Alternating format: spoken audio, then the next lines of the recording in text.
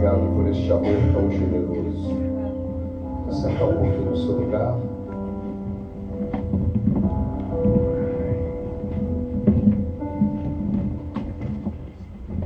Um verso em 2 Crônicas, capítulo 12, verso 14. A Bíblia fala assim: fez ele o que era mal. Fez ele o que era mal. A Bíblia está falando de um rei chamado Roboão.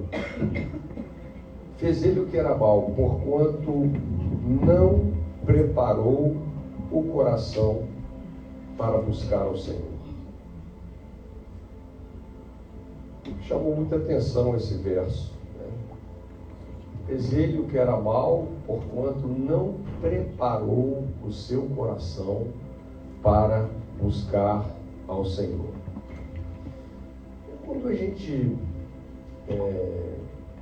principalmente quando a gente vai abordar, né, a vida de pessoas que nasceram de novo, que tiveram uma experiência com Deus, eu penso que a maioria das pessoas, elas não querem errar. Elas não querem fazer o que é mal.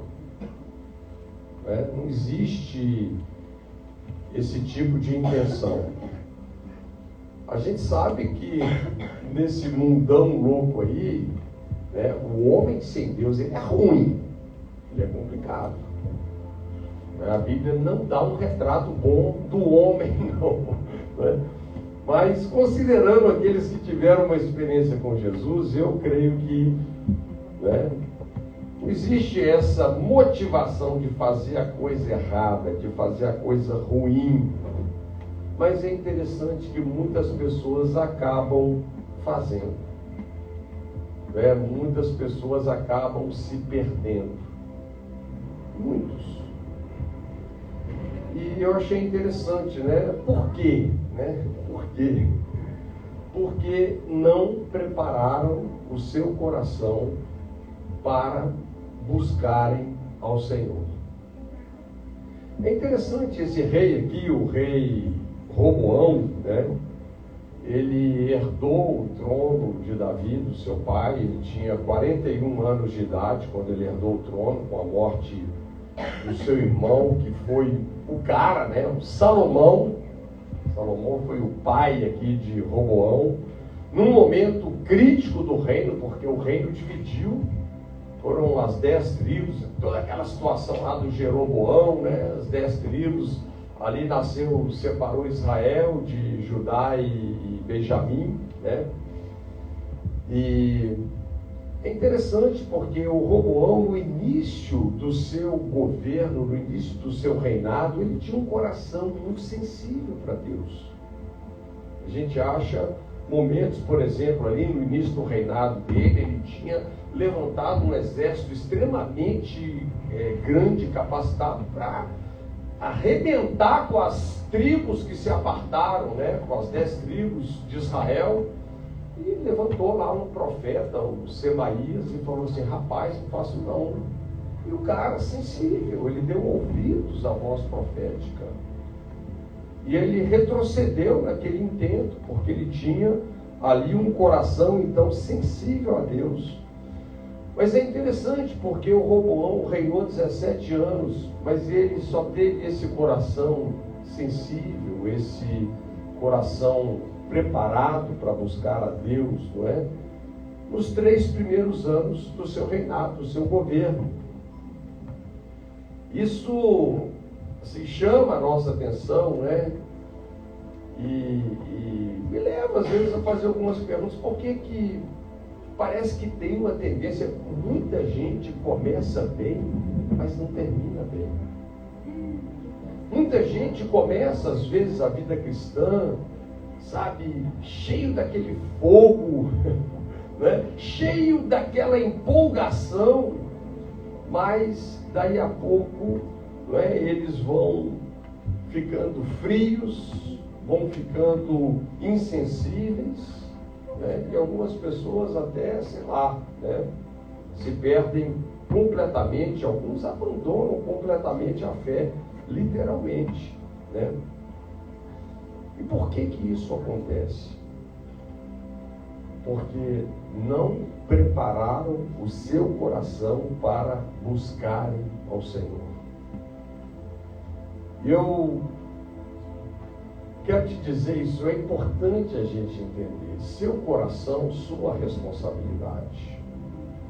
Meu coração, minha responsabilidade.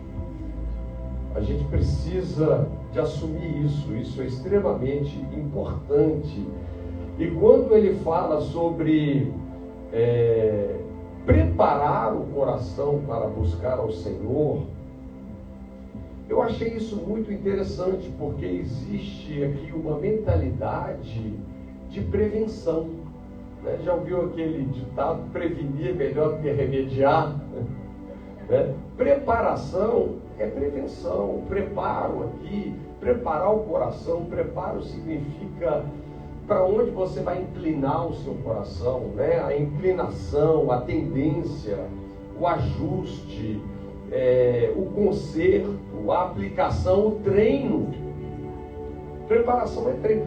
Alguém entra para uma corrida de maratona sem treino? Alguém vai se submeter a uma prova de vestibular sem preparo?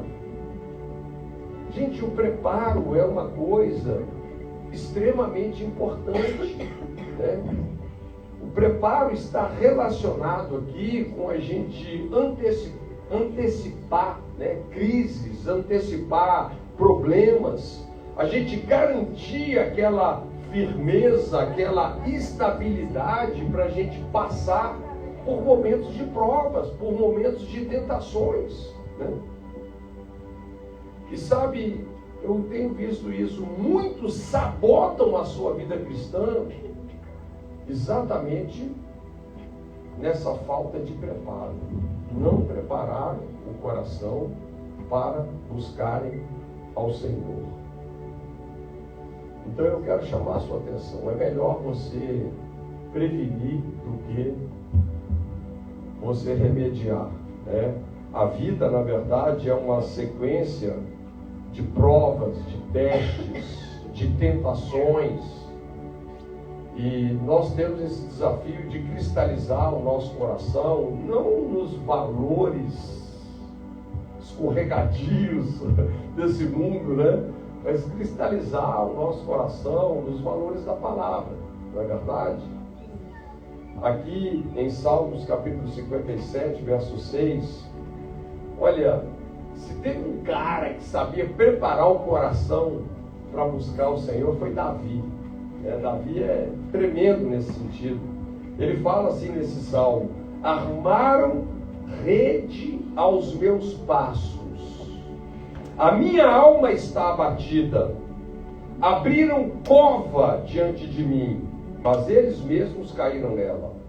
Firme está o meu coração, ó Deus, o meu coração está firme, cantarei e toarei louvores. Interessante que essa palavra preparados é a mesma palavra do hebraico que diz firme. Firme está o meu coração. Qual é a pessoa que canta, que louva, que adora nos momentos mais críticos que você possa estar passando na vida? Não é? São aquelas pessoas que estão em dia com esse processo da edificação da sua alma, né? Estão construindo realmente o seu coração de uma forma muito positiva, né? O contexto aqui desse salmo é interessante, porque esse salmo, a história desse salmo qual é? Davi perseguido cruelmente 13 anos por Saul. E bem de uma forma específica, esse salmo está se referindo quando Davi estava escondido dentro de uma caverna. E aí o rei Saul, resolve entrar exatamente dentro daquela caverna, né? A Bíblia ainda expõe o Saul, ele entrou na caverna para aliviar o seu ventre. E o Davi escondidinho lá, né? Então, é interessante porque o Saul se torna completamente vulnerável aqui a Davi. Davi chega a cortar um pedaço do manto aqui do rei Saul, né? E eu vou te dizer, toda a nação iria compreender se Davi matasse Saul naquela oportunidade de ouro. Todo mundo ia aplaudir, todo mundo ia compreender. Mas Davi tinha um coração preparado por Deus.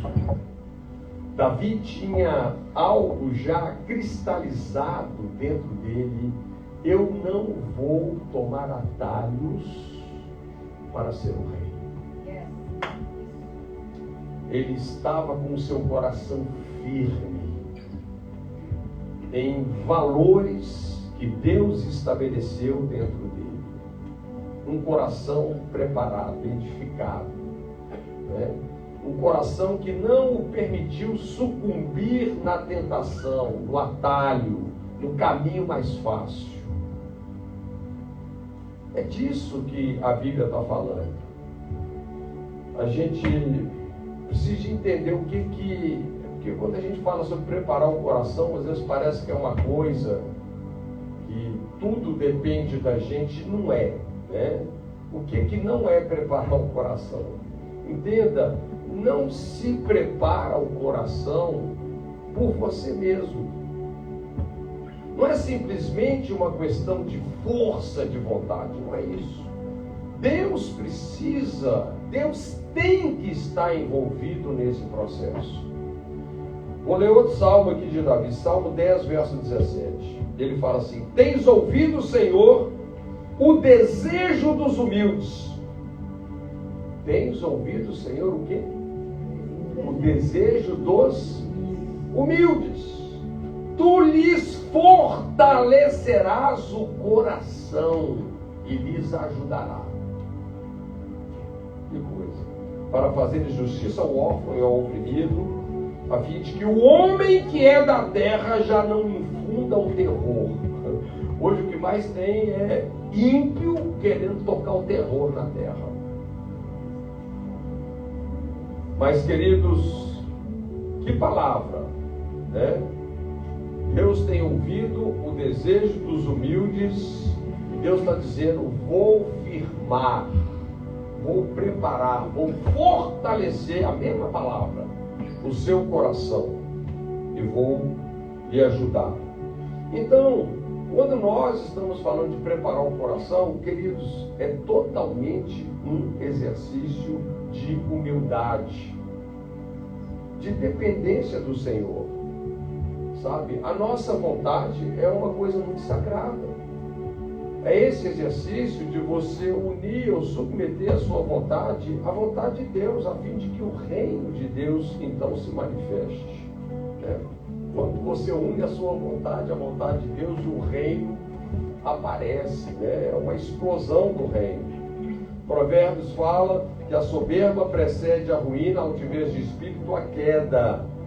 Então, esteja certo, antes de toda queda, a humildade, ela foi negligenciada. Humildade é algo que precisa de ser cultivado, né? É algo que precisa de ser aprendido, né? Como eu estou dizendo, a nossa vontade, ela é sagrada e ela precisa ser treinada na palavra do Senhor. Muito a se dizer sobre preparar o coração, né? E eu termino essa breve meditação dizendo aqui em Provérbios 4: filho meu, atenta para as minhas palavras, aos meus ensinamentos, inclina os ouvidos, não os deixes apartar-se dos teus olhos, guarda-os no mais íntimo do teu coração, porque são vida para quem os acha e saúde para o seu corpo. Sobre tudo o que se deve guardar, guarda o coração, porque dele procedem as saídas da vida. Guarda o coração, né? Então, existe um segredo aqui, né? Existe um segredo. Nós não precisamos viver uma vida desapercebida distraída, né? Despreparados.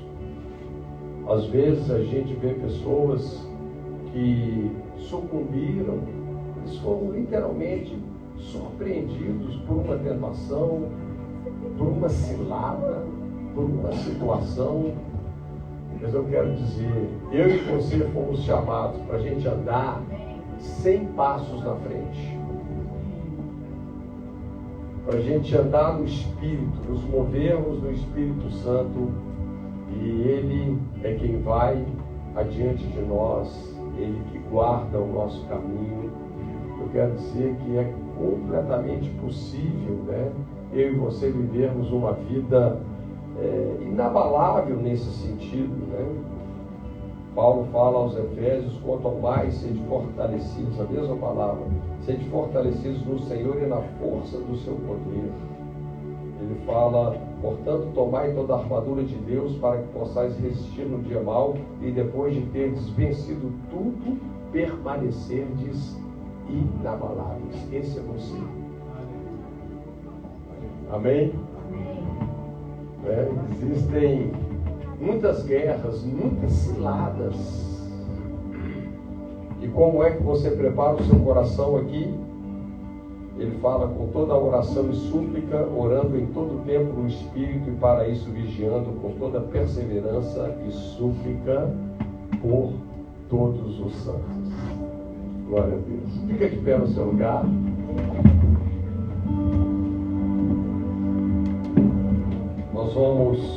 Quero dar essa oportunidade para você demonstrar a sua generosidade. Jesus disse algo: não acumuleis para vós tesouros sobre a terra, onde a traça e a ferrugem corrói, e onde os ladrões escapam e roubam, mas ajuntai para vós outros tesouros no céu, onde traça nem ferrugem corrói, e onde ladrões não escavam nem roubam, porque onde está o teu tesouro, aí está também o teu coração. Seu coração está preparado para ser alguém generoso? Amém? Deus te abençoe, Deus continue te abençoando ricamente. Venha ao altar de Deus, aqueles que se sentirem movidos assim, que Deus te abençoe.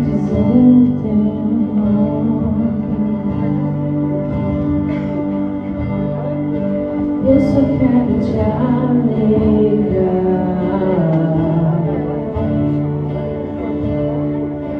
e mover teu coração, e tudo te entregar.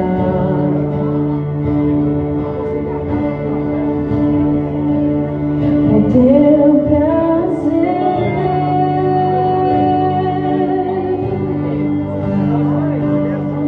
Tua vontade é que eu existo. Tu és digno.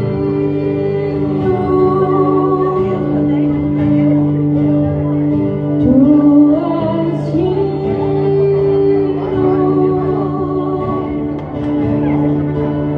No teu prazer.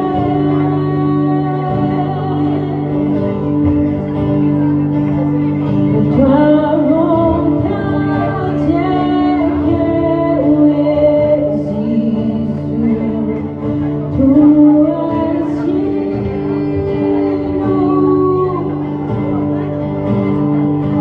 E tu és digno.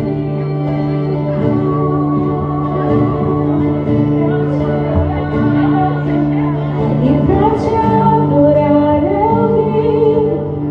Pra te adorar eu vivo só pra ti.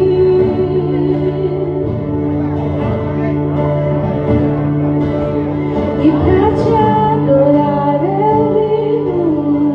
Pra te adorar eu vivo só pra ti. No teu prazer.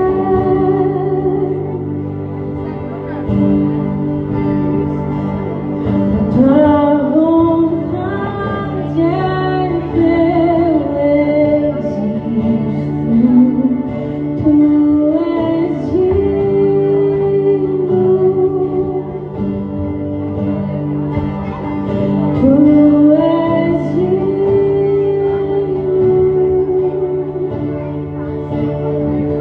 Vamos abençoar as nossas crianças para eles descerem. Vem cá, crianças. Obrigado, Jesus, pelos nossos filhos.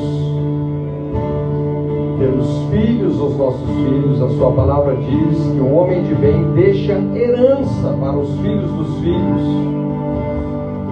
E é isso que nós queremos plantar no coração deles, um coração preparado para buscarem ao Senhor. Que eles possam ter um tempo de qualidade ali sendo ministrados. Nós os guardamos com a nossa oração e com o nosso amor, em nome de Jesus. Louvado seja Deus. Deus abençoe vocês.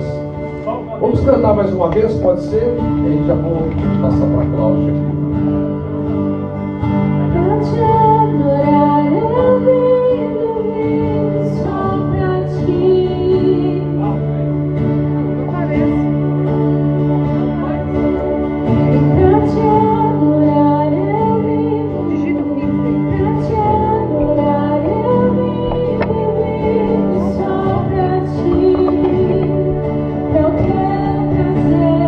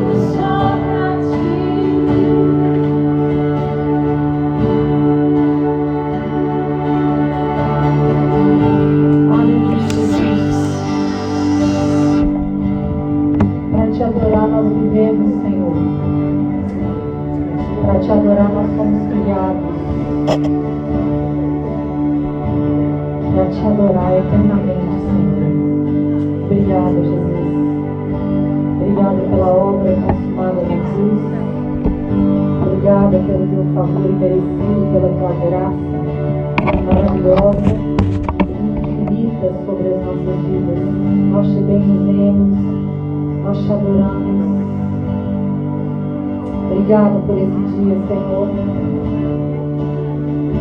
Obrigada pela tua fidelidade, Pai. Tu és o mesmo hoje, ontem, hoje e para sempre és o mesmo. Aleluia. O seu nome está exaltado acima de todo nome. O seu nome está acima do bem e do mal. O seu nome é eterno. Eu te louvo, Senhor, eu te adoro, Pai. Continua ministrando aos nossos corações nessa manhã. Em nome de Jesus. Amém e amém. Amém, queridos? Graça e paz para o seu coração. Sejam todos bem-vindos. Quando eu cheguei a live, me perguntou qual era o título da minha mensagem. Eu falei, não vou falar. Você vai cantar a minha mensagem. Que isso sempre acontece. E aí eu falei para ela que era tempestade. Mas em casa Deus já tinha me falado. Ela vai cantar vitoriosa hoje. E no final nós vamos cantar, amém? Amém. Isso é motivo de honra e glória a Jesus. Mas eles são muito conectados, né? Impressionante. Sempre o louvor está muito de acordo com o que a gente ministra aqui, né? É muito tremendo. Eu tinha até falado um tempo atrás que eu falaria sobre tempestade aqui, né? Alguém sabe o que é isso, tempestade? Não, ninguém passou, né? Ninguém nunca passou por tempestade aqui. Eu estava esperando essa resposta mesmo. Bom, mas eu gostaria de falar um pouquinho nessa manhã sobre 3 tempestades, na verdade 4. A última eu vou explicar. Mas eu queria falar sobre 3 tempestades aqui, que a Bíblia fala sobre elas, né? A tempestade de Jonas, a tempestade de Jesus e a tempestade de Paulo, né? E eu queria começar com a tempestade de Jonas. Eu queria ler um pouquinho aqui da Bíblia, capítulo 1 de Jonas. Interessante. Na verdade, eu queria muito te desafiar que você, quando tiver oportunidade, se você quiser meditar, né? Leia o capítulo 1 de Jonas, leia também Marcos 4, a partir do 35, e leia Atos 27 também, né? E medita sobre essas tempestades. É bem interessante, você vai achar coisas que você pode se identificar, né? Mas a Bíblia fala assim: o Senhor deu essa mensagem a Jonas, filho de Amitai: apronte-se e vá à grande cidade de Nínive. Anuncie o meu julgamento contra ela. Presta atenção no comando de Deus. Anuncie o meu julgamento contra ela, pois vi como o seu povo é perverso. Jonas se aprontou, mas foi na direção contrária, a fim de fugir do Senhor. Desceu ao porto de Jope, onde encontrou um navio que estava de partida para Tarsis. Comprou a passagem e embarcou para Tarsis, a fim de fugir do Senhor. O Senhor, porém, enviou sobre o mar um vento forte e caiu uma tempestade tão violenta que o navio estava prestes a se despedaçar. Com muito medo, os marinheiros clamaram a seus deuses para que os socorressem e lançavam a carga ao mar para deixar o navio mais leve. Enquanto isso, Jonas dormia profundamente no porão. Então o capitão desceu para falar com ele. Como pode dormir numa situação dessas? Disse: levante-se e ore a seu Deus. Quem sabe ele prestará atenção em nós e poupará a nossa vida. Então a tripulação tirou sortes para ver qual deles havia ofendido os deuses e causava a terrível tempestade. Quando tiraram as sortes, elas indicaram que Jonas era o culpado. Por que essa terrível tempestade veio sobre nós? Perguntaram: quem é você? Qual a sua profissão? De onde vem? Qual é a sua nacionalidade? Jonas respondeu: sou hebreu e adoro o Senhor, o Deus dos céus, que fez o mar e a terra. Não sobrou nada, né? O Deus dos céus, que fez o mar e a terra. Ele estava ali no mar abalado. Os marinheiros ficaram apavorados quando ouviram isso, pois Jonas já havia lhes contado que estava fugindo do Senhor. Por que você fez uma coisa dessas? Disseram. E visto que a tempestade piorava cada vez mais, perguntaram-lhe: o que devemos fazer com você para que a tempestade se acalme? Jonas respondeu: jogue-me ao mar, e ele voltará a ficar calmo. Eu sei que essa terrível tempestade é culpa minha. Em vez disso, os marinheiros remaram com mais força para levar a embarcação à terra, mas não conseguiram, pois o mar tempestuoso havia se tornado muito violento. Então clamaram ao Senhor e disseram: ó Senhor, não nos deixe morrer por causa desse homem, e não nos responsabilize pela morte dele. Ou seja, não deixe a gente morrer com ele aqui dentro do barco, mas também em a gente jogando ele no mar, não nos deixe, não nos responsabilize pela morte dele. Ó Senhor, tu sabes os motivos por que enviaste essa tempestade sobre ele, né? Depois os marinheiros pegaram Jonas e o lançaram ao mar. E no mesmo instante a furiosa tempestade se aquietou. E espantados com o grande poder do Senhor, os marinheiros lhe ofereceram um sacrifício e firmaram o compromisso de servi-lo, né? Só até aqui, não vou falar do último versículo. Mas Deus dá uma tarefa para Jonas. Eu queria que botasse a foto aqui agora. Achei essa foto bem interessante. Não sei se dá para vocês enxergarem direitinho. Será que vai dar microfonia? Peraí. Então a gente está... Jonas está aqui, né? Em Jope. E Jope é uma cidade portuária em Judá, onde Jonas, por desobediência, embarca um navio para Tarsis. Aqui está Nínive, onde Deus mandou que Jonas fosse. Sai daqui, vem para cá. Mas o que Jonas faz? Pega um navio e vai para Tarsis. Ali esse oposto é muito longe, né? E você pode estar aí... Deixa eu... Tá, obrigada. E você pode estar aí, né?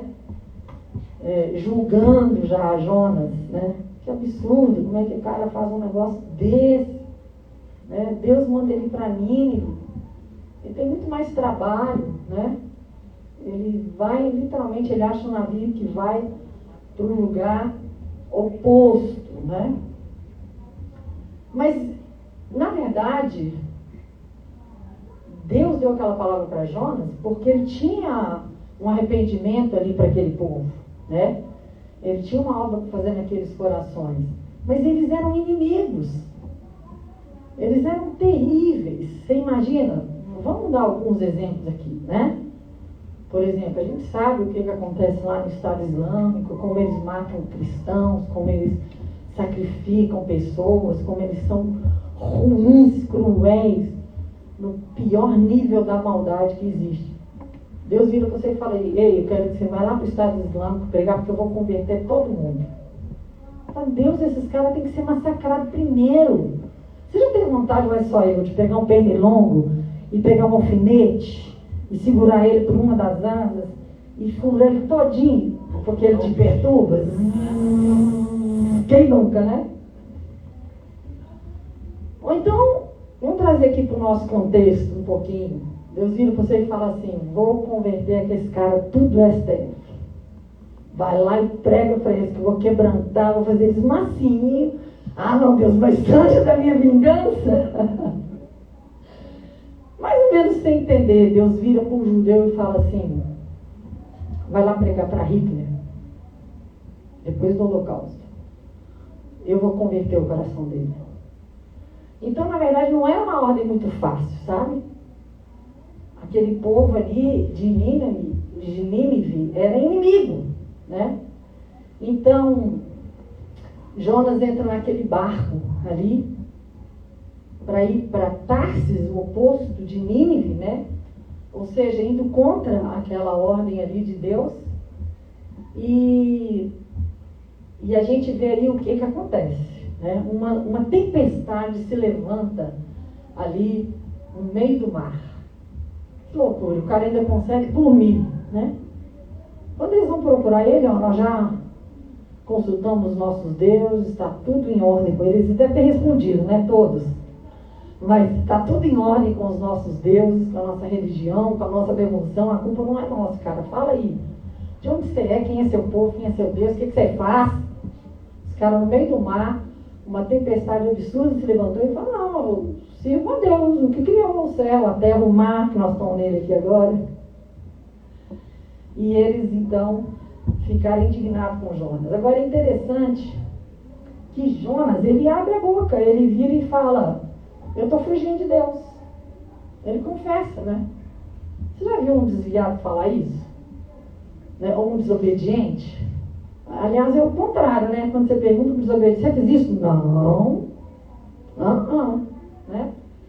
Mas Jonas, ele abre a boca e ele fala, né, que ele está ali em desobediência a Deus. E eles ainda perguntam para ele, né?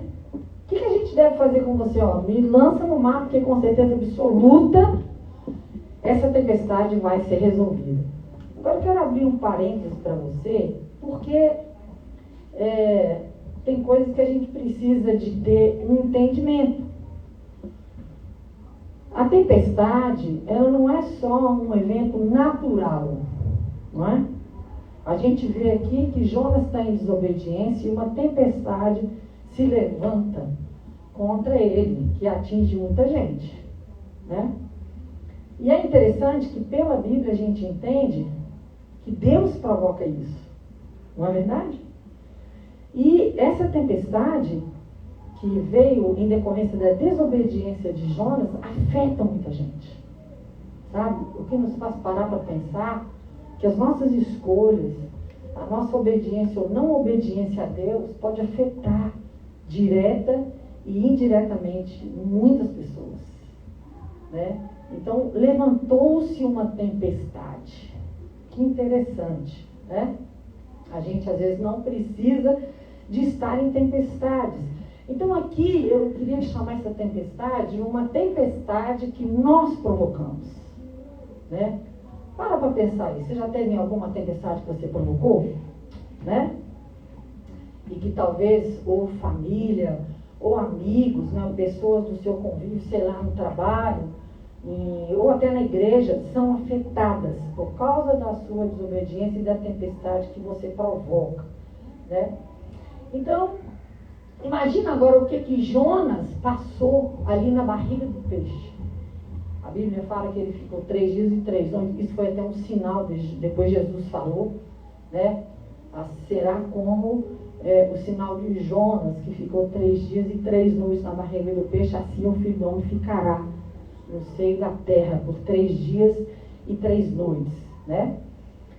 E aí começa o versículo 1 do capítulo 2, falando que Jonas ora a Deus, da barriga do peixe.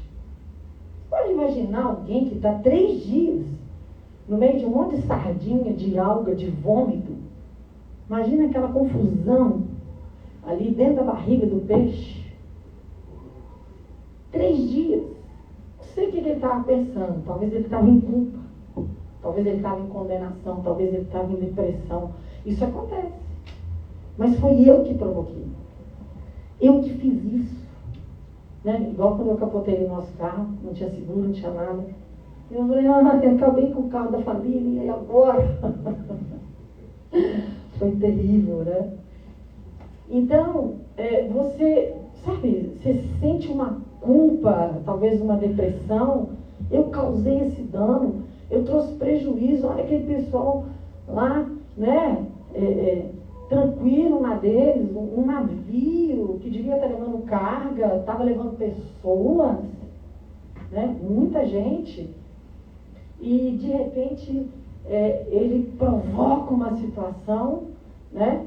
Onde eles estão ali quase que a ponto de morrer, né?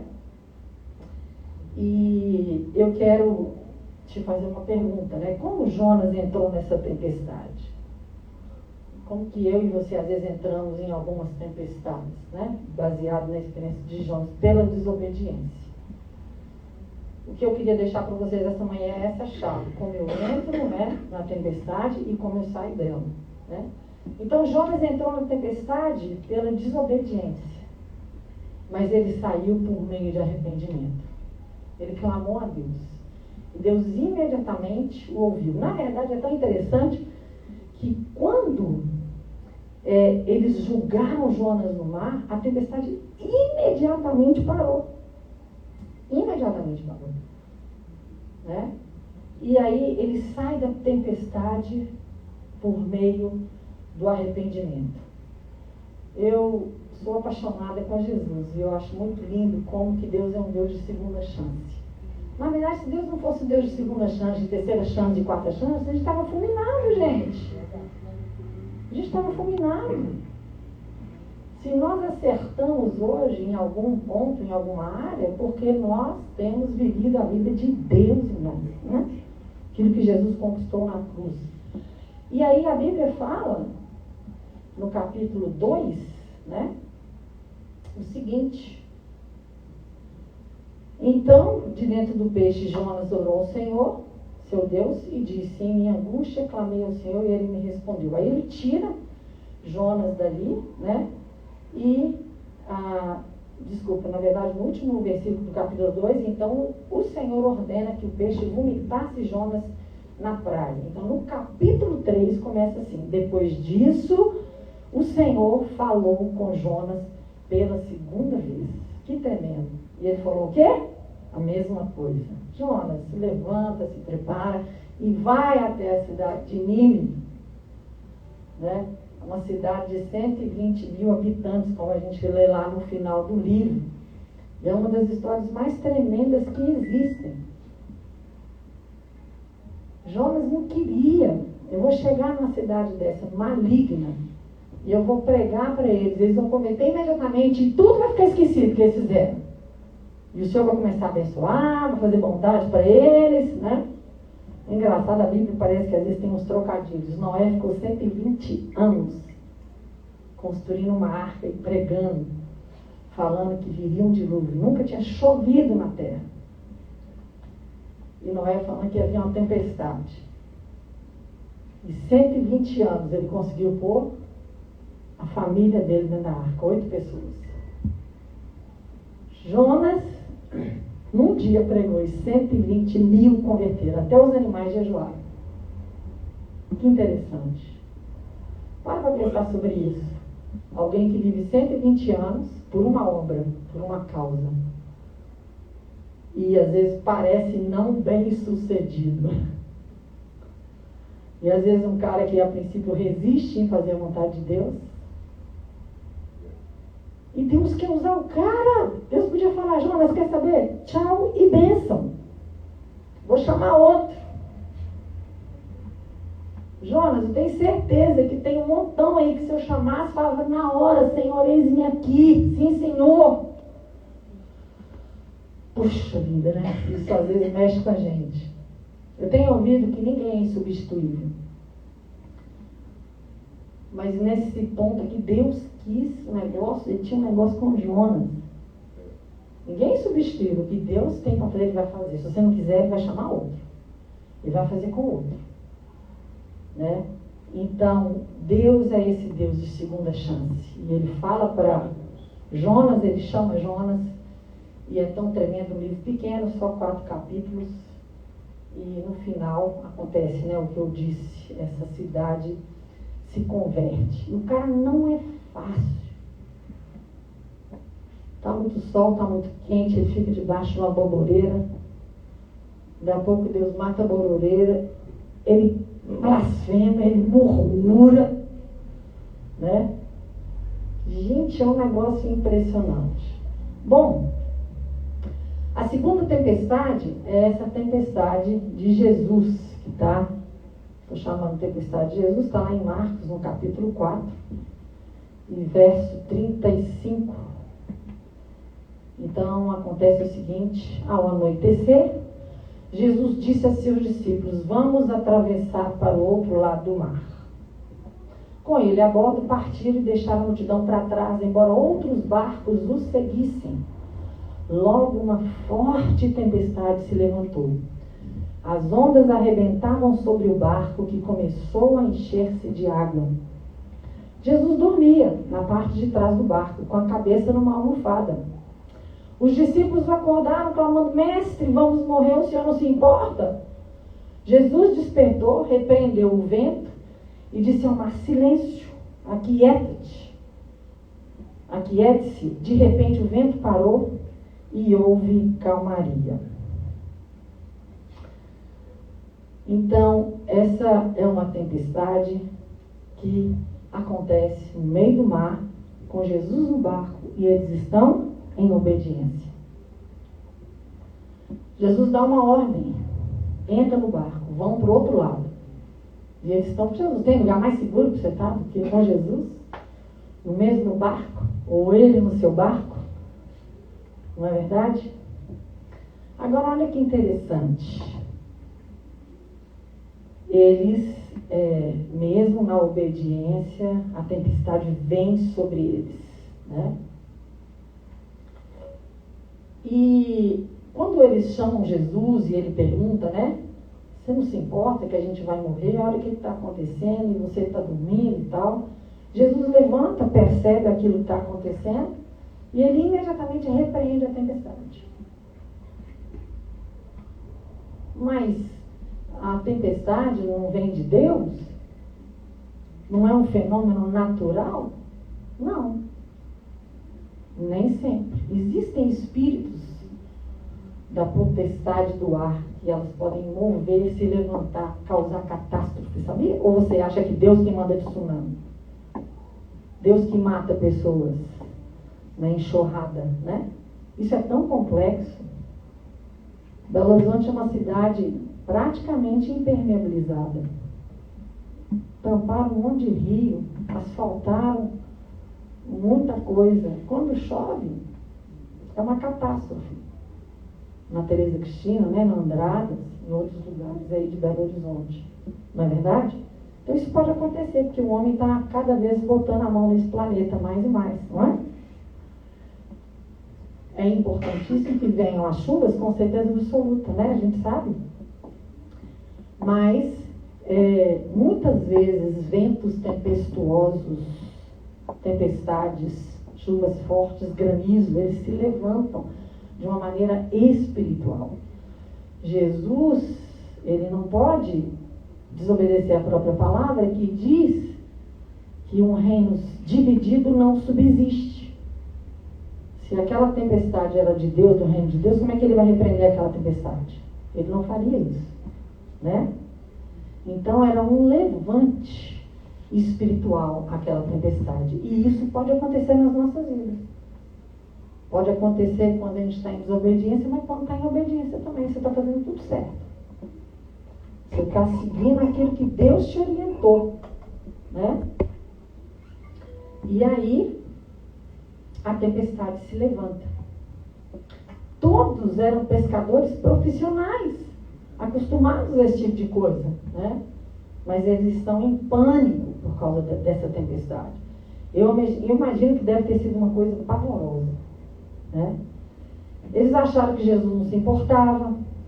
Eles pensaram que a tempestade era maior do que Jesus. Por isso que eu falei aqui na minha oração. Jesus está acima do bem e do mal. Ele é maior do que toda bondade. Não tem bondade maior do que Jesus. Toda boa dádiva e todo dom perfeito vem do Pai das luzes, em quem não há dúvida nem sombra de variação. O medo muitas vezes pinta imagens terríveis na nossa mente. Não é verdade? Eles olharam para Jesus e falaram, era um fantasma. Não foi? Então, em outra tempestade, né? Porque essa ele estava dormindo no barco.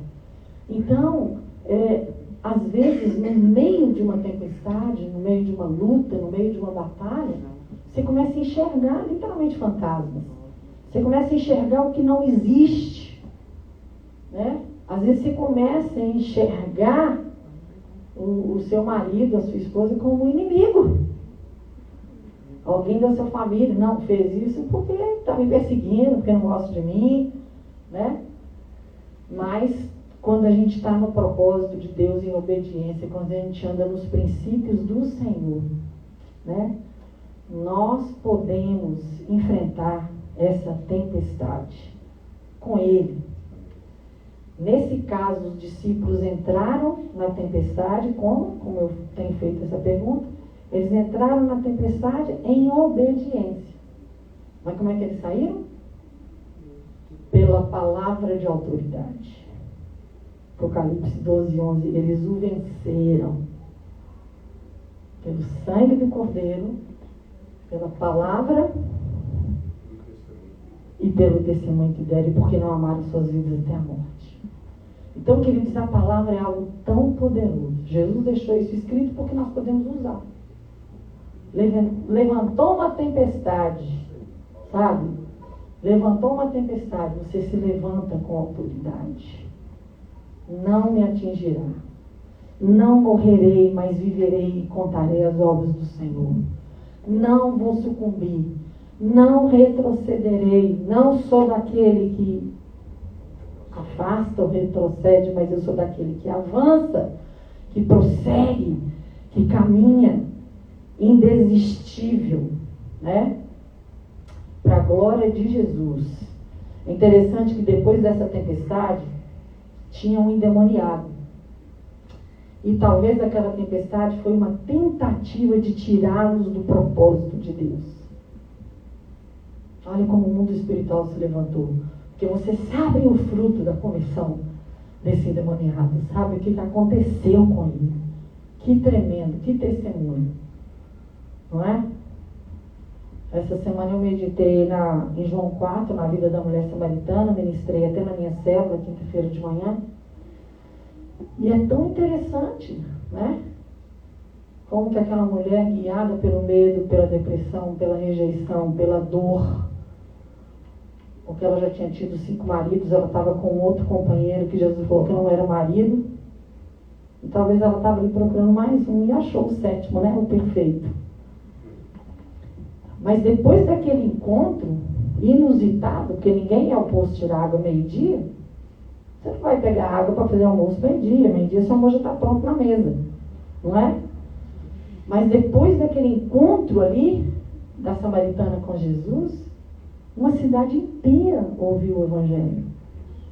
E eles tiveram que testificar para a mulher, olha, agora nem é mais pelo que você falou, mas porque a gente viu.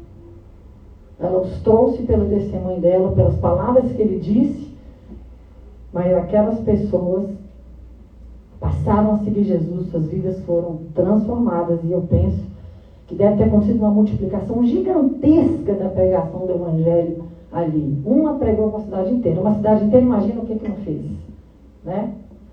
Bom, a terceira tempestade, então, é a tempestade de Paulo. Só para te contextualizar, dos versículos, na verdade ele vai explicar lá em Atos 28, ele fala assim, 3 dias depois de chegar, Paulo convoca os líderes judeus locais e lhes diz: irmãos, embora eu não tenha feito nada contra o nosso povo, nem contra os costumes de nossos antepassados, fui preso em Jerusalém e entregue ao governo romano. Os romanos me interrogaram e queriam me soltar, pois não encontraram motivo para me condenar à morte.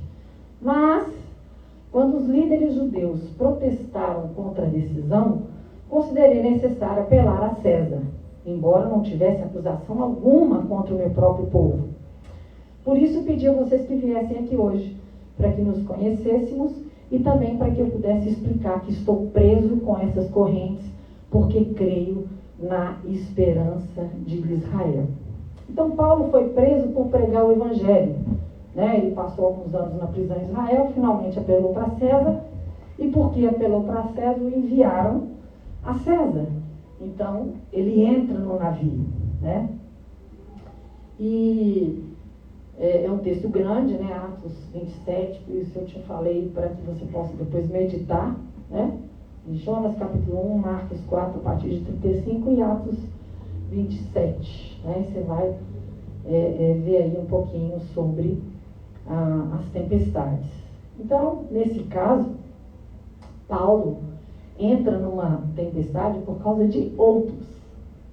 Então, Jonas provoca a tempestade, entra com as suas próprias pernas. Os discípulos vão para a tempestade porque Jesus os intima, os convida, está com ele, eles obedecem e eles passam por aquela tempestade, né? Mas aqui agora Paulo cai no meio de uma tempestade por causa de outros. Então para pensar. Tempestades que você provocou? Tempestades, vamos dizer assim, que Jesus provocou? E agora tempestade que outros provocam. Você já passou por isso? Né? Pessoas que criam confusão, ou te fazem passar vergonha, ou pessoas que criam situações que quando você vê, você está envolvido. Você queria dar meia volta e sair de fininho, mas não tem jeito, né? Você está ali. Então eu penso que quem escreveu Atos foi Lucas, né?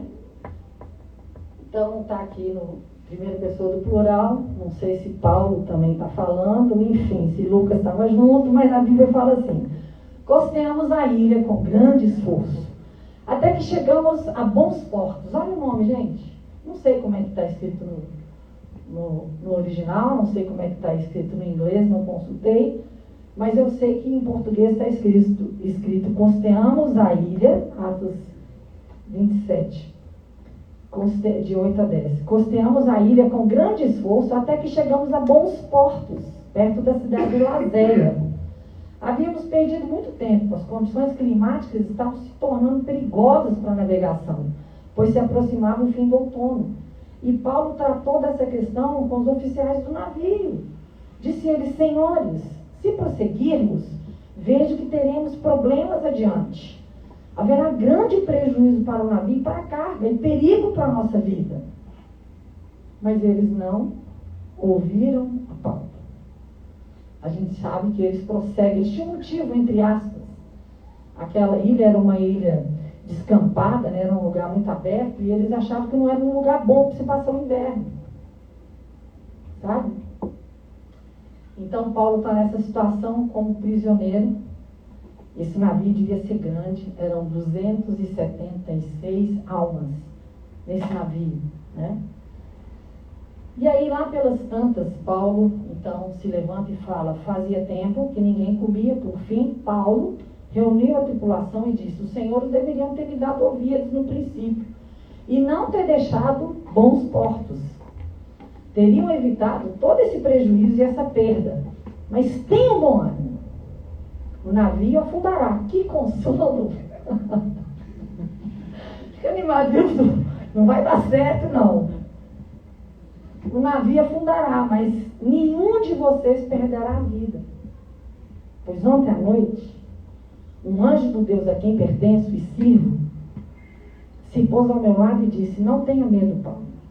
É preciso que você compareça diante de César. E Deus, em sua bondade, concedeu proteção a todos que navegam com você. Portanto, tenham bom ânimo, creio em Deus, tudo ocorrerá exatamente como Ele disse. Que poder, né? Você está numa tempestade que outras pessoas provocaram. Qual que é a sua atitude? Orar e vigiar. Deus, eu estou aqui, eu sou prisioneiro, nem que eu não quisesse, eu não podia escapar disso. Ele explicou lá em Atos 28 por que ele apelou para César. Né? Não foi por um capricho, eu quero que César me ouça. Né? E ele está ali, nesse navio, no meio do mar, a tempestade se levanta. Mas ele pode orar. Eu não escolhi estar aqui, Deus. Né? Eu não sou um Jonas e nem creio que era a vontade do Senhor, né? Mas eu estou aqui. Então, ele ficou atento. E ele teve essa experiência tremenda com Deus. É tão maravilhoso isso, não é?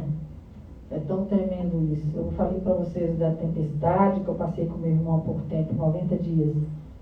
E foi tão poderoso, né? Ali no meio daquela tempestade que eu não provoquei, não creio que foi por obediência, aconteceu, talvez foi um levante, mas a gente estava ali em vigilância, em oração, e o Senhor deu uma palavra clara no primeiro dia, que ia haver livramento, salvação, cura, né? Então, você pode estar em oração, você pode estar atento. Sabe onde que isso cabe? Você é filho, você pode ser pai, você é brasileiro, você é mineiro, você é Belo Horizontino. Então, todos esses contextos estão cercados de pessoas. Pode estar acontecendo coisas no nosso país que você não pediu para acontecer, mas está acontecendo. Mas como um profeta, como um filho de Deus, como um atalaia, como um justo, que a Bíblia fala, que ora, e a sua oração pode muito, você pode estar ouvindo a Deus. E Ele pode estar te guiando. Tem muita gente em medo, tem muita gente em pânico, tem muita gente esperando o pior. Tem muita gente querendo apressar a volta de Jesus com as mãos. Sabe? Muito crente escapista. Ah, isso aqui está assim mesmo, daqui a pouco pega fogo em tudo, acaba tudo, né? Jesus tem que voltar logo. Não, queridos, onde o reino chega é paz, justiça e alegria no Espírito. Onde o reino chega, chega verdade, chega luz, chega amor, chega salvação, conversão, chega libertação, chega cura, chega conquista, chega vitórias, né? Então a gente precisa de ser, não é nem questão de ser pessimista nem positivo, né? É ser otimista como a Bíblia é otimista. Quando eu estava ouvindo a pregação do Joseph Prince, eu achei tremendo. Ele falando, né? Às vezes ele começa a pregar, já vem aquele cara da doutrina da prosperidade. Ele falou, realmente eu não sou da doutrina da pobreza. A Bíblia ela nos fala de vida abundante, de prosperidade espiritual, mental, emocional e física. Não é uma questão de você enfatizar só isso. Não é verdade? Mas se você for pregar a Bíblia inteira, não tem como. Você vai pregar o quê? Agora, eu acho que as pessoas que acusam esses pastores da igreja ou ministério de serem pregadores da prosperidade, eles deviam fazer o seguinte, eles não podem orar abençoando os seus filhos, porque isso é prosperidade. Prosperidade é ser abençoado em todas as áreas. Ele não pode querer promoção no emprego, ele não pode querer nada disso. Ele precisa viver com o básico do básico do básico. não é? Para ele fazer jus à fé dele, aquilo que ele crê. Mas Deus é um Deus que continua criando. Deus é um Deus de abundância. Deus é um Deus que nos cumula de benefícios, fala Salmo 68. Ele é um Deus que abençoa os seus filhos. Ele é um Deus que satisfaz o desejo do coração daqueles que se agradam dele, que têm prazer nele. Então a gente precisa de, às vezes, sondar, né, o que a gente crê, a nossa teologia, para a gente não falar abobrinha, né? Então, Paulo nos adverte, mas a tempestade se levanta com a força de um tufão por 14 dias. A Bíblia fala que eles desesperançaram. Eles não tinham mais esperança. 14 dias sem ver o sol, sem ver a lua, sem ver as estrelas, mas no meio do mar, revolto. Fala a verdade, gente, sem comer. O pânico era tão grande que eles ficaram sem comer. A ponto de Paulo falar, gente, come, porque senão vocês vão morrer de fome e não pausam na vida da tempestade, né? Deus já tinha dado a palavra para Paulo, né? Então Paulo está numa tempestade por causa de terceiros. Foi uma tempestade que ocasionou a descoberta das minas de ouro na Índia. Sabia disso?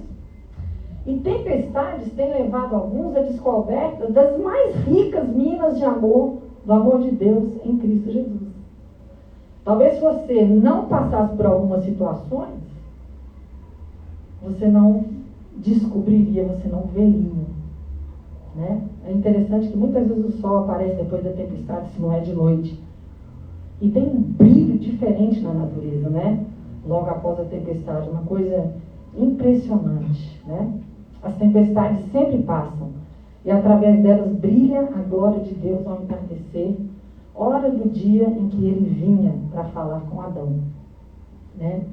Então, ele revelará como o mau tempo passará, pois a glória do sol da justiça dissipará todas as nuvens. A Bíblia fala em Malaquias 4:2, para vós, os que temeis o meu nome, nascerá o sol da justiça e cura trará nas suas asas, né? Então, há uma esperança, não é verdade? Nós servimos um Deus que é tremendo, que é maravilhoso. Um Deus que tem propósitos firmes. Um Deus que tem somente pensamentos de bem ao nosso respeito, não pensamentos de mal. A Bíblia fala que nós, sendo maus, sabemos dar boas coisas aos nossos filhos. Imagina Deus, né? Então, é interessante, né? Paulo entra na tempestade por causa de terceiros, por causa de outros. Mas ele sai pela palavra de Deus, pela revelação de Deus. Então Jonas sai por quebrantamento e arrependimento, os discípulos saem pela palavra de autoridade, né? E Paulo sai pela revelação, pela palavra de revelação. Muito importante. Tem gente que fica tão perturbado no meio da tempestade, no meio da tribulação, quer jogar tudo pro alto, chutar o balde, né? Que ele não consegue perceber Deus na situação. Ele não consegue calar, ele não consegue ir para Deus para ouvir uma direção, para ouvir uma palavra. E pelo contrário, às vezes ele começa a praguejar, né? E eu quero falar agora da minha tempestade, da sua tempestade, né? Que seria a quarta tempestade. Todos nós estamos sujeitos a passar por tempestades, né? Nesse mundo nós vamos enfrentar desafios. A Bíblia fala muitas promessas tremendas, Salmo 34:19, muitas são as aflições do justo, mas o Senhor de todas o livra. Amém. Né? Essas coisas eu falei a vocês para que em mim possam ter paz. Olha as promessas. Essas coisas vos tenho dito para que tenhais paz em mim. No mundo passais por aflições, né? Então, há muitos tipos diferentes de tempestades e muitas maneiras diferentes de nós reagirmos. Eu, por curiosidade, olhei no Google o significado de tempestade. Agitação atmosférica violenta, muitas vezes acompanhada de chuva, granizo, vento, raios e trovões. Temporal, procela, nem sei o que é procela. Se eu fosse achar o significado, acho que ia dar no mesmo. Mas a maior tempestade, talvez, que existe, apesar de que, sinceramente, eu teria pânico de estar numa situação dessa. Eu adoro um chão firme, sabe? Então, quando eu estou em turbulência no avião, eu falo, meu Deus, tomara que desce logo, né? E aí você imagina no meio do mar, você com turbulência também, né? Com tempestade, né? Meu Deus do céu. Mas existe uma tempestade que pode ser maior do que essas todas. Maior do que, como eu falei, chuva, granizo, vento, raio, agitação atmosférica violenta, trovão, temporal, né? E essa tempestade é a tempestade que muitas vezes está dentro de nós. Já viu aquelas pessoas que a pessoa fala, nossa, aquilo ali é um vulcão. Parece mansinho, mas se entra em erupção, é uma explosão. Não tem? Não tem pessoa assim? Né? Então, a tempestade da agitação, a tempestade da ansiedade, a tempestade do medo, a tempestade da depressão, do pânico, do desespero, né? E é interessante porque Davi, muitos homens de Deus na Bíblia, mas Davi passou por tantas lutas, tantas dificuldades, né? Tantas intempéries, tantas tempestades que ele entrou nas próprias pernas, também que outros envolveram. Davi viveu em tanta guerra que Salomão significa paz, né? E que Deus falou que ia dar um tempo de paz, porque o pai dele fez muita guerra, né? Mas vemos Davi em todo o Velho Testamento falando com ele mesmo e ministrando a si mesmo. Bendize, ó minha alma, ao Senhor, e tudo que há em mim bendiga o teu santo nome. Você acha que ele estava em paz quando ele declarava essas palavras? Né? Por que está inquieta? Espere em Deus. Então, você precisa de aprender a falar com a tempestade que está dentro de você, da mesma maneira, né? Fale com a tempestade que está fora também. Use a sua palavra de autoridade como Jesus usou. Para isso você tem que discernir se é uma tempestade que pode estar vindo de Deus, se é uma tempestade que você entrou nela sem pedir, né? Se é uma tempestade que você entrou em obediência, Jesus falou, vai ali e faz isso. Você vai e faz e o trem se levanta, né? O mover se levanta. Aí você fica o quê? Discernindo. Pode vir uma palavra de autoridade para você abrir sua boca de profeta e repreender todo mal, todo levante, que seja abatido em nome de Jesus. Pode ser para você ficar quietinho, como Deus falou. Nessa batalha vocês não terão que guerrear. Minha vingança, eu vou atuar, né? Paulo fez algumas exaltações, isso não adiantou nada. O cara preferiu ouvir os comandantes lá do navio do que ele. Quem que você é, meu filho? Né? Você é um preso, nós vamos te ouvir. Mas ele tinha a palavra de Deus dentro dele, fortalecendo ele como uma rocha. Ele sabia que nada ia se perder, né? E é tão interessante que, se você ler o capítulo 28, né? Eles ficam ali 3 meses, que é o tempo de uma estação, né? Eles chegaram ali no fim do outono, ou seja, inverno, ficam o inverno inteiro e depois aparece um navio só depois desse período. Mas quando eles chegam e vão para a ilha, devia estar frio, todo mundo molhado, né? Eles desceram ali do barco para chegar em terra, eles fazem uma fogueira. E Paulo vai colocar um graveto lá, vem uma cobra venenosa e pica o cara. E eles falam, esse cara aí, não é possível, a justiça não deixa ele viver. Né? O cara é preso, está no navio, passa por uma tempestade de 14 dias, quando ele está em terra firme, a peçonhenta vem para picar ele e matar. Paulo deu uma sacudida na cobra lá, e ficaram esperando ele inchar, né? E morrer, ter uma convulsão, alguma coisa. E nada aconteceu com ele, né? Então, nada vai te afetar, nada vai te atingir. Ainda que você coma coisa mortífera, ainda que você pise no ninho da serpente e escorpiões, né? Se você estiver com o Senhor, se a palavra de Deus estiver com você, A palavra da justiça, a palavra de autoridade, a palavra revelada que vai te guiar. Nada vai acontecer em nome de Jesus, né? Eu tive uma experiência gostosa também, até ontem eu estava lembrando dela, falando com o Natan. A gente às vezes é muito tímido, né, para as coisas de Deus. Mas eu lembro que quando a Vivi nos contou essa novidade linda, né, da gravidez, ela ficou muito preocupada. Porque naquela semana, acho que 2 dias antes de saber da gravidez, ela tomou a vacina do corona. Como médica, ela foi, né, obrigada a tomar. E parece que ela também participou de uma radiografia. Alguém fez uma radiografia e ela não tinha colocado o colete de chumbo. E uma outra situação também.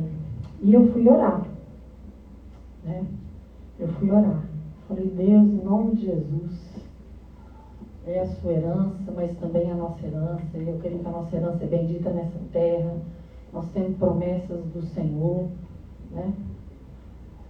E quando eu orava por ela, eu tive uma visão de Jesus colocando as 2 mãos na frente da barriga dela. Jesus estava em pé, como se estivesse agachado assim. E ele falou, nada atingiu ela, porque eu aguardei. E eu falei, não é possível que Deus está me falando que é uma menininha. Porque era muito no início. Mas eu temi. E falei, gente, eu tive essa e essa experiência. Contei logo para eles depois. E aí, eu creio que Deus falou assim, eu a protegi. Protegi a criança, entendeu? E depois, quando a gente ficou sabendo que era menina, né? Deus ministrou meu coração nesse sentido. Na verdade, eu não te falei criança, eu te falei que era uma menina e que eu tinha protegido e guardado ela de tudo. E pelos ultrassons, está tudo bem, tudo normal, tudo abençoado para a glória do Senhor, né? E a Celina só está crescendo, 6 mesinhos, para a glória de Deus. Fica de pé no seu lugar. Que tempestades você tem passado? São elas tempestades que você provocou? Deus te mandou ir para Nínive e você está caçando um navio para ir para Tarsis. Ou de repente você tem uma direção de Deus. A gente ouve tanto isso, né? Às vezes o casal tem convicção absoluta que Deus falou, muda para a cidade tal. Eles mudam, o mar se levanta. Queridos, muitas vezes, pode ser que Deus não falou, pode. Mas muitas vezes pode ser o seguinte, o diabo chega e fala, o que é que esses caras vieram fazer aqui? Né? Esse espaço aqui é meu, como gadareno. O que você está fazendo aqui, meu filho, antes do tempo? Depois esse coleguinha pregou para 10 cidades, para Decápolis. Então, muitas vezes o diabo se levanta de uma maneira terrível, de uma maneira cruel, contra a vontade de Deus, né? Para que o reino de Deus não seja estabelecido. Não é verdade? Então, a gente tem que estar atento. Às vezes você erra, você pode errar. Às vezes você foi por puro desejo, não foi nada de Deus. Você fala, não, tem vontade. Né? Tem vontade de passar um tempo fora, tem vontade de fazer um curso, tem vontade, né? Eu e Túlio, a gente orou vários anos, a gente queria passar um tempo fora. A gente até entendeu que seria na Inglaterra, tinha uma porta que seria mais fácil para a gente entrar por ela. Mas Deus fechou aquela porta, e depois de um tempão caiu na nossa mão, assim, né? Um líder, amigo nosso na época da Jocum, falou, olha, eu tenho um amigão que é líder da base da Jocum lá em Salem, no Oregon. Vocês não querem ir para lá? Ah, queremos. E a gente foi, passou um ano, foi uma das experiências mais tremendas da nossa vida, né? Mas muitas vezes a gente se move, ou Deus nos leva a mover e a tempestade se levanta. Você pode sair por arrependimento, pela palavra de autoridade ou pela palavra revelada. Você precisa estar posicionado, ouvindo a Deus. Porque às vezes, queridos, é quase impossível controlar e impedir que as tempestades venham. Na verdade, é quase impossível dizer que não vai ter mau tempo, que não vai ter, como a Bíblia fala, né? Dificuldades, o dia mau. Mas se você é uma pessoa posicionada no Senhor, e nem sempre também você vai estar inteiro, forte, saudável, mas essas atitudes independem de sentimento. O que você não pode deixar é você ser levado pelo sentimento. Você não pode deixar o sentimento te consumir, o sentimento te guiar. Sabe?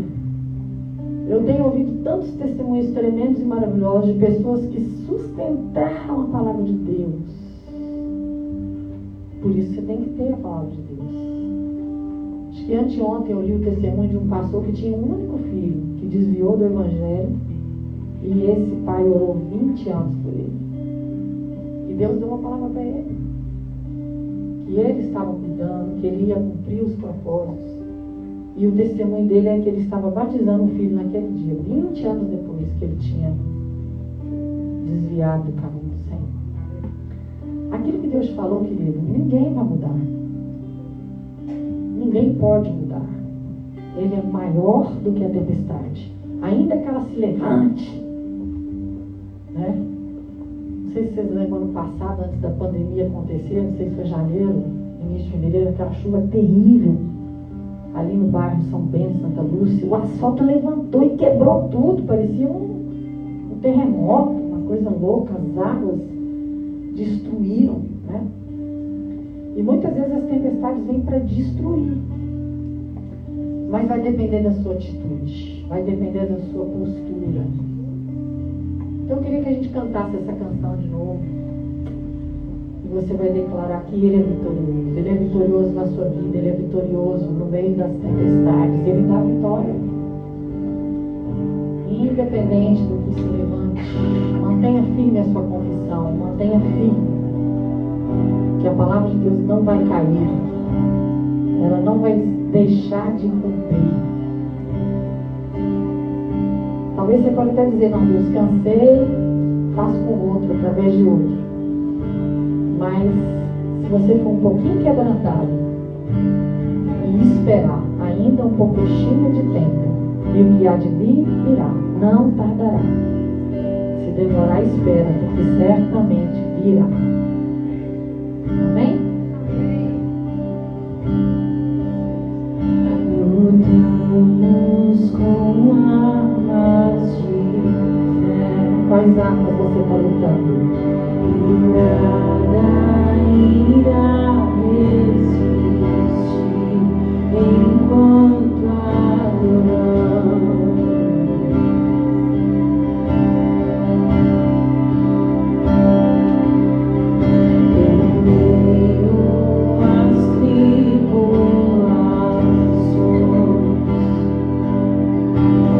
Nosso Deus é vencer.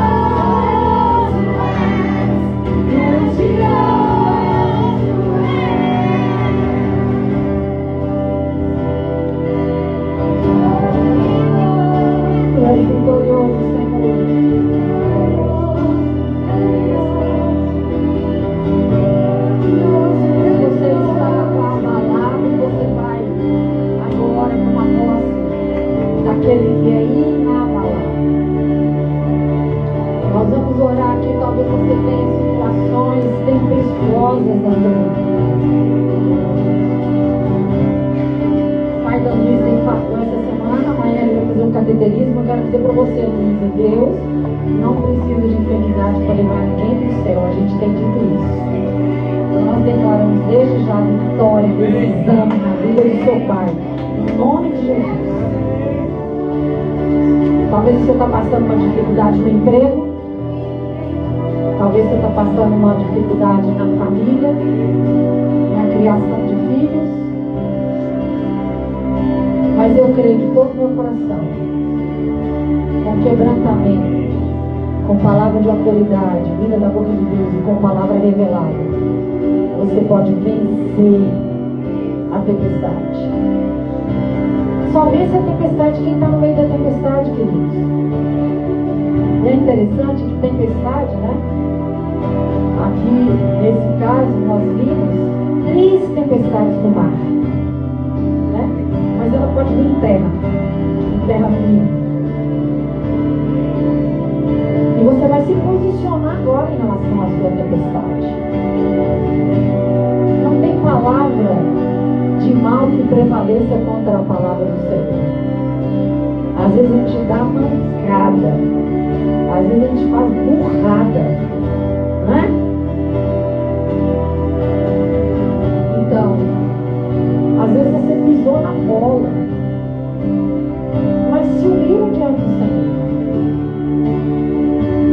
Vai para Ele. E Ele pode te dar uma direção, Ele pode te falar a segunda vez. Não foi isso que eu tinha dito. Eu tinha dito o seguinte: Nínive, não Tarsis. Mas eu te falo de novo: Nínive. Né? Então, se alinhe com a vontade de Deus. Se alinhe com aquilo que Deus tem para você. Ele quer que você saia do outro lado e com experiências.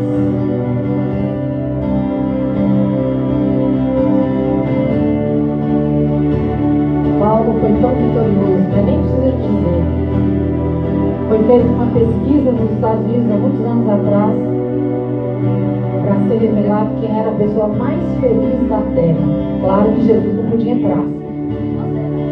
E Paulo foi o campeão das pesquisas. Tem uma promessa que eu tenho ela para mim.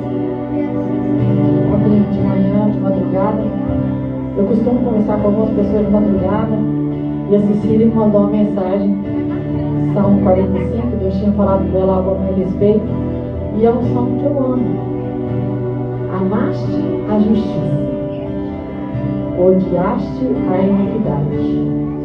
Por isso Deus, o teu Deus, te unge com óleo de alegria, mais do que aos seus companheiros. Se Ele falou para mim, eu tomo posse. E essa é a explicação da alegria de Paulo. Foi permitido a ele, como prisioneiro, morar na sua própria casa por 2 anos. Recebia visitas, fazia o ministério, fazia a obra de Deus, porque nada pode prender a vontade de Deus, nada pode prender a palavra de Deus. Ainda que se você estiver preso, é por um propósito dele, mas o seu espírito é livre, e está livre. Amém? Então eu quero orar por você, nós vamos ceiar.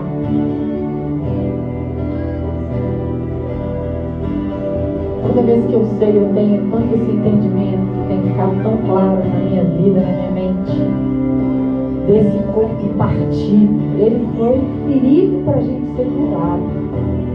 Você tem respaldo, você tem autoridade no que Ele fez. Ele foi envergonhado, humilhado, para que a gente fosse honrado, aceito, amado.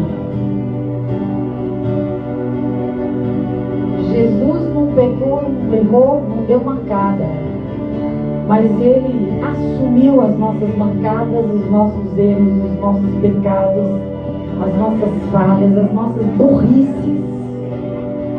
Ele se fez pecado por nós, para que nele nós fôssemos feitos justiça de Deus. Nós somos feitos justiça de Deus. Você entende isso? Você é justo, você não é um pecador, querido. Você não é um pecador. Você é um santo. Você é justo porque você foi justificado pela fé, por crer nele, e foi justificado em Jesus. Então, eu gosto sempre, desde quando eu tive esse entendimento, eu gosto de quebrar o meu pão, porque ele foi quebrado, ele foi partido, ele foi triturado. Hoje, gente, é impressionante como os ensinamentos são errados. Não vou falar onde nem quem, porque eu acredito que nós temos irmãos católicos. Eu acredito que Deus está fazendo uma obra tremenda no meio dos católicos. Mas como é que nós somos ensinados? Não podia mastigar o pão, tinha que derreter, que você não pode morder Jesus. Ele foi triturado, ele foi moído, ele foi envergonhado, ele foi quebrado. Todas as enfermidades que você possa imaginar, tudo que já te atormentou, estava nele, no corpo dele, para que hoje você pudesse fazer a troca e tomar posse de tudo nele. Ele tem tudo novo para você. Ele tem uma restauração completa. Pelo corpo nós podemos declarar, pelo pão, pelas suas pisaduras nós fomos curados. O castigo que nos traz a paz estava sobre ele e nós fomos sarados. Pelo suco de uva que representa o sangue de Jesus, nós podemos dizer o sangue de uma nova aliança, que não me inclui somente, mas me inclui e me inclui toda a minha descendência. Por isso eu posso dizer e declarar: eu e a minha casa serviremos ao Senhor por todos os dias da nossa vida e habitaremos na casa do Senhor. É o sangue que dá vida, o sangue que te limpa, o sangue que te cura, o sangue que te restaura, o sangue que abriu um novo e vivo caminho, o sangue que fez o véu ser rasgado. O véu foi rasgado. E olha que se você for meditar aí na lei de como foi estabelecido para ser aquele véu, o troço era largo, era grosso. Não dava 30 centímetros. Não dava para rasgar fácil, não. E ele não foi rasgado de cima para baixo, né? Talvez seria mais fácil. Foi rasgado de baixo para cima, de alto, de baixo até em cima. E nós temos acesso. Nós temos liberdade. Já pensou você tem que procurar um sacerdote para orar por você, para pedir perdão por você? Você tem que procurar um profeta para falar com você o que Deus está falando. Queridos, hoje qualquer um de nós pode ter esse acesso. Nós temos a palavra de Deus, nós temos o testemunho de Jesus, que é o Espírito da profecia. Nós temos a autoridade que Ele nos delegou. Ele disse: toda a autoridade me foi dada, por isso vai. Sabe? Ele recebeu e nos deu. Nós temos autoridade. Não estou dizendo com isso que você não pode pedir oração, que você não pode buscar conselho, nada disso. Mas você é um sacerdote. Você é um rei. E você tem acesso. Então é muito importante que cada vez que você tem acesso, você tem esse entendimento. Isso não é um ritual, queridos. Isso não é um ritual. Aliás, você devia ter essa liberdade. Eu tenho lido tantos testemunhos de pessoas que Deus falou: sabe aquele remédio que você está tomando de 8 em 8 horas? Toma junto com a ceia. Ceia 3 vezes no dia.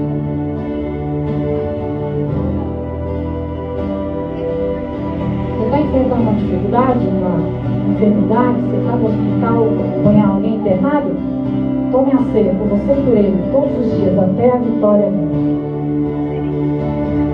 E tem testemunhos em volta do mundo inteiro hoje, porque as pessoas perderam o entendimento do que é a ceia. Sabe? Não é um ritual. Não tome como ritual. Não menospreze. Não subestime. Mas busque em Deus. Não o entendimento que eu tive, mas busca você nele. Deus, qual é o significado disso? Qual é o verdadeiro significado? Por que a gente faz isso? O Senhor podia ter tomado a ceia com os discípulos e pronto. A gente testemunharia isso ou disso. Mas Ele disse que nós deveríamos fazer. Então, quando você toma o pão, quando você pega o cálice, você testifica que você faz parte. Você está no corpo. Você foi inserido, Ele em você, você nele. Quando você olha para o cálice, você pensa no sangue. Foi de graça, mas não custou barato. E é o sangue que ainda fala, o sangue que ainda cura, o sangue que ainda limpa. É só através do sangue que foi para nós aberto esse novo e vivo caminho. Então você precisa de ter esse entendimento. A ceia é viva. Assim que eu vejo. É um momento tão tremendo, tão poderoso, sabe? Se você medita ali em 1 Coríntios 11, muitas pessoas podem ser literalmente curadas tomando a ceia. Podem ser restauradas, podem ser renovadas, rejuvenescidas. Né? Quando você toma com entendimento. Quando você toma discernindo o corpo, que você faz parte, você é separado. Você é separado, você é dele. Sabe? Você toma com autoridade, você toma com propriedade, você toma porque você é filho, porque você foi convidado para a mesa. E a cura na mesa, a restauração na mesa, a banquete na mesa, a dádivas, a doce. Tudo isso acontece. E é muito poderoso. E é muito tremendo. Então, na verdade, queridos, como a Bíblia fala, tudo que não é por fé é pecado. E com Deus a gente faz tudo pela fé. Pela graça, através da fé. Então eu quero te convidar para que você possa tomar o pão. Alguém podia trazer para mim, por favor? Está aqui o meu também? Você possa participar desse privilégio, desse momento que é nosso com Ele. Você pode declarar isso. Ele foi partido para eu ser inteiro. Quantas pessoas divididas, partidas, destruídas nas suas emoções, na sua vida espiritual, mental. Quantas pessoas doentes, você pode ser curado completamente, né? Quanta inimizade. Jesus despertou inveja e ódio, perseguição por causa de quem ele era, porque ele era filho e você é filho. Ó Senhor, então nós tomamos o pão e declaramos: pelas suas pisaduras nós somos sarados, somos curados. Senhor, por isso nós declaramos que as portas não se fecharão para nós, pelo contrário, nós entraremos pelas portas de Deus para nós. Nós entraremos nas cidades, nos países, nós transitaremos, entraremos e sairemos de acordo com a vontade de Deus e a palavra de Deus. O Senhor nos deu nada menos do que as nações. O Senhor disse: pede-me e eu te darei as nações por herança. Então nós declaramos todo inimigo destituído, porque o Senhor rasgou o véu da separação, o Senhor uniu de novo os céus à terra, o próximo ao seu próximo.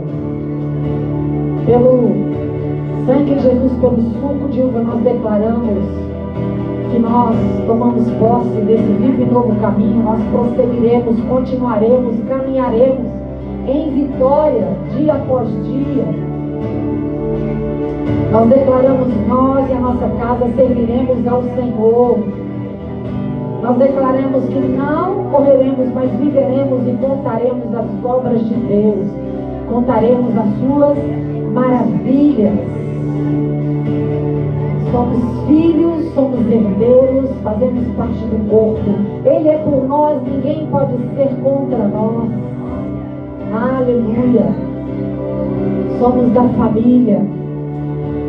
Sentamos à mesa do rei e participamos dessa mesa e tomamos posse. Tira, Senhor, toda a timidez de nós, mas nos dá ousadia, domínio próprio, intrepidez, para conquistarmos tudo aquilo que o Senhor tem para nós, Senhor, em nome de Jesus, para andarmos de cabeça erguida, e que a sua palavra possa ser sempre aquilo que nos guia, que nos orienta, que nos dá livramentos nas tempestades.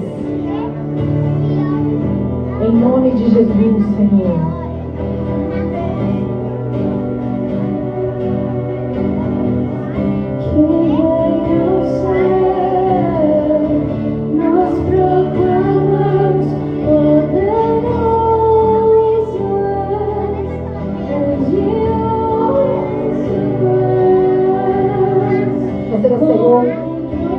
Declare essas verdades.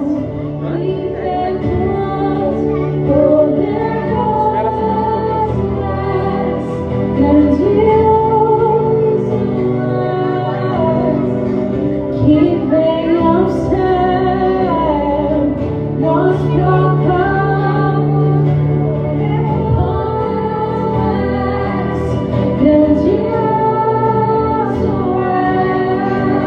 és, como trovão, impetuoso, poderoso és, grandioso és, que vem ao céu, nós proclamamos, poderoso és, grandioso, vitorioso. E vitorioso és, na tempestade estás. Teu nome vale, teu és, os reinos vêm e vão, teu trono acima está. Teu nome nunca Aleluia. Louvado seja o teu nome, Senhor. Nós te bendizemos e te adoramos. Antes de passar a palavra aqui para o público, eu queria só dizer que a Maura está indo de novo para aquela missão, né, Maura? Pernambuco, fazer a obra ali do Senhor como missionária. E ainda faltam recursos para ela, né? Eu quero dar uma oferta para ela hoje, mas queria te convidar também para que você abençoasse ela dentro das suas possibilidades, da sua generosidade, né?